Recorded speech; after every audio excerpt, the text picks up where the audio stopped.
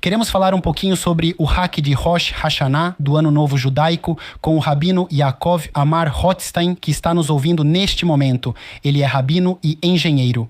Ele é um divulgador internacional, diretor de sua própria plataforma Filosofia Judaica, uma das principais fontes em espanhol sobre judaísmo no mundo. E queremos falar um pouco sobre o que está por vir nesta nova festividade de Rosh Hashanah. Também vamos relacioná-la com alguns temas da atualidade. Bom, muito obrigado por participar desta entrevista já na preparação. Está chegando o Rosh Hashanah, um novo ano no calendário judaico, e gostaríamos de falar sobre o que está por vir, por que é tão importante celebrar o Rosh Hashanah e o que fazemos de tão especial nesse Rosh Hashanah que não fazemos no calendário habitual. Obrigado.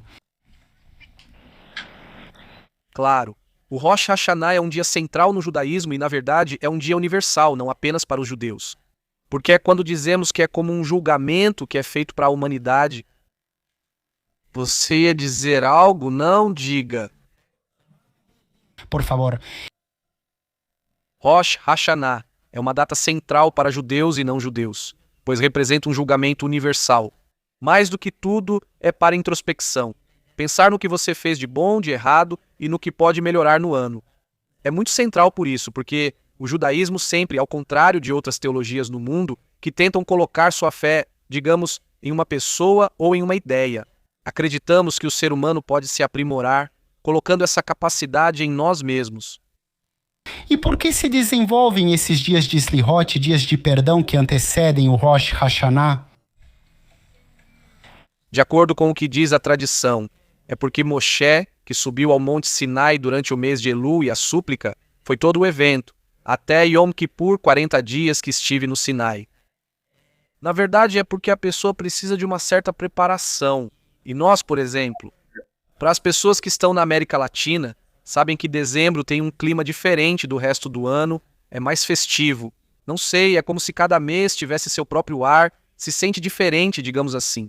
A vibração é a mesma no judaísmo, este é um mês, Elul. Como a vibração é mais de fazer introspecção, de melhorar, como se fosse uma preparação para de verdade chegar bem ao dia do julgamento. Jacob te cumprimenta, Johnny, é um prazer falar com você. Por que isso acontece comigo? Vou te contar algo que acontece comigo e não sei se é comum, mas desde 7 de outubro, tanto os Yamim, Moraim, Rosh, Hashanah e Kippur do ano passado, quanto os deste ano, isso que você está dizendo é verdade? Existe um clima, por exemplo, na América Latina de que dezembro encerra o ano e que a gente quer chegar na melhor forma possível. E é como se eu não soubesse se isso acontece porque estamos aqui ou por causa do costume, mas é muito difícil entrar no clima de Rosh Hashanah. Pelo que está acontecendo, porque a gente vê o que está acontecendo, pela guerra, pelos sequestrados, não sei como você vive isso. E também, bom, sendo rabino, como você lida com isso com as pessoas? É que exatamente, na verdade, não é por acaso. Pense que todos os ataques foram em Simchat Torah. Esse período, o mês de Tishrei no calendário hebraico, reúne festas como Rosh Hashanah, Yom Kippur e Sukkot. Eles nos atacam durante as festas, deixando clara a simbologia e a mensagem que queriam passar.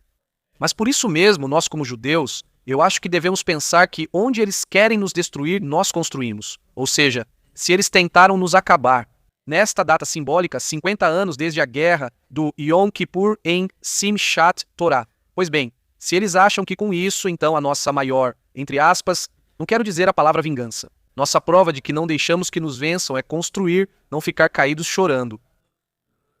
Continuamos investigando. Estou no Centro Begin. Acabei de entrar na biblioteca.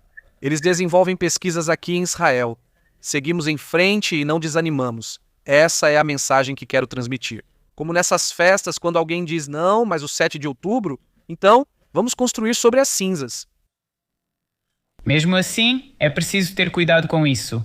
Eles escolheram a data de 7 de outubro porque se sabe que os assuntos militares estão de férias, que há menos movimento. Conectar isso diretamente, vamos ter cuidado. Claro, mas eu acho que se eles tivessem atacado em um dia que não fosse necessariamente 7 de outubro, é possível que também não teria acontecido. Porque isso, sabe tudo isso? O fato de não ter interpretado bem o inimigo, porque uma das razões pelas quais vale a pena fazer. Não digo religioso, não me considero assim, e sim judeu. Mas enfim, se você entende que o que eles estavam lendo em nós era uma sociedade como se estivéssemos brigando entre nós. A reforma judicial envolve mais fatores além da data que não interpretamos bem. Acho que isso vai além da data escolhida por eles. Rabino. Quero te perguntar algo talvez pessoal, você vai me perdoar? Mas quero te perguntar algo pessoal, porque quero saber se desde 7 de outubro você pessoalmente sentiu uma espécie de aproximação maior com a religião. Entendo que você também esteve no exército desde essa data. Ou se foi o contrário, ou se você se decepcionou com o que o ser humano fez. Né? Eu sempre soube que o mal sempre existe, quer dizer, a gente não tem, sabe? Tem um livro sobre isso, se chama Jó, em espanhol Jó, porque Jó tem que passar por todas essas coisas ruins para que ele saiba que o mal existe. Quer dizer, além disso, nossa geração, nós ouvimos a experiência dos nossos avós na Shoah, existem coisas piores, quer dizer, nós. Já as perguntas sobre onde estava Hashem, onde estava Deus no Holocausto, e todas as respostas dadas pelos grandes pensadores como Fackenheim. Bom, a nossa geração passou por uma porcentagem diminuta disso, então não me surpreendeu muito. O que realmente me deu uma perspectiva diferente não foi sobre nós, no nosso nível, mas sim sobre o inimigo. Ou seja, até que ponto eles podem levar essa barbárie. Muitas vezes eu fui, na verdade, muito otimista. Muitas vezes sobre a possibilidade de poder ter uma aproximação, até mesmo nunca. Mas depois disso, realmente, esse esquema se quebrou um pouco para mim, na verdade, mas de modo geral. Acho que a nossa geração já sabia o que é passar por uma catástrofe e agora tivemos que viver um pouco disso na pele, um pedacinho disso. Robino, vou te fazer outra pergunta pessoal. Uma das grandes dificuldades dessa sociedade desde 7 de outubro, falando um pouco sobre a guerra, tem a ver com os reservistas, as pessoas que deixaram muitas coisas de lado para servir nas forças de defesa de Israel. Além das suas questões pessoais, família, trabalho, como foi para você, no seu caso, fazer as duas coisas ao mesmo tempo, suas funções profissionais, e ao mesmo tempo ter que servir no exército? Claro, para contextualizar as pessoas. Eu servi no exército como reservista, 700 dias, vamos dizer, de guerra, mas eu servi cerca de 300 dias no exército.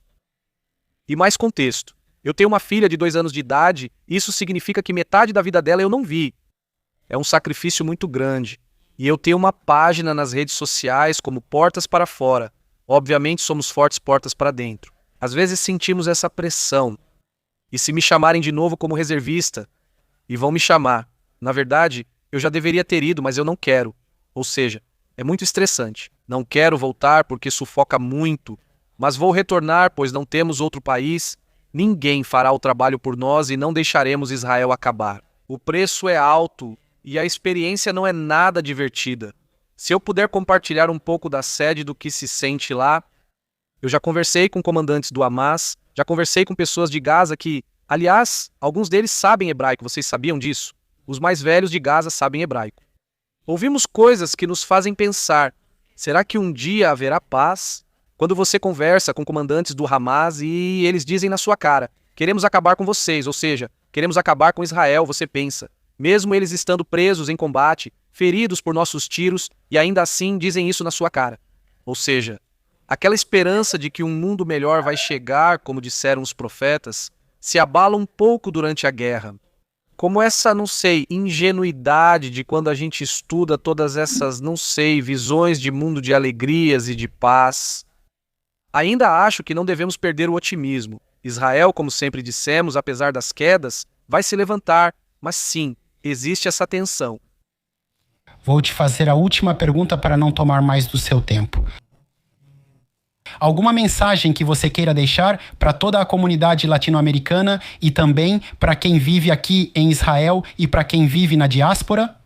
Que mensagem pode ser dada antes desta festividade que se aproxima? Rosh Hashanah. Eu acredito que estamos vivendo na melhor época da história de Israel. Nunca houve uma época melhor do que esta.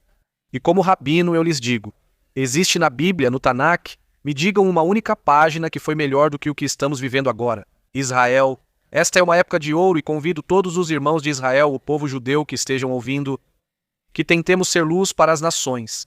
E para aqueles que não são judeus e também ouvem este programa, este é o momento em que vocês decidem de que lado da história estão. Acredito que Israel está do lado certo da história e há muitas narrativas falsas dizendo que agimos negativamente contra os outros. Investiguem mais, busquem informações. Acredito que apoiar Israel é escolher o caminho certo da humanidade. Convido vocês a estarem desse lado. Rabino Jacob Amar Rothstein, obrigado por estar aqui. Shana Tová. Shana Tová, obrigado pelo trabalho, abraço. Tchau, tchau, muito obrigado. Aí se despedia então o Rabino Jacob Rothstein, a quem agradecemos por ter estado conosco. Realmente foi muito interessante poder conversar com ele por um tempo.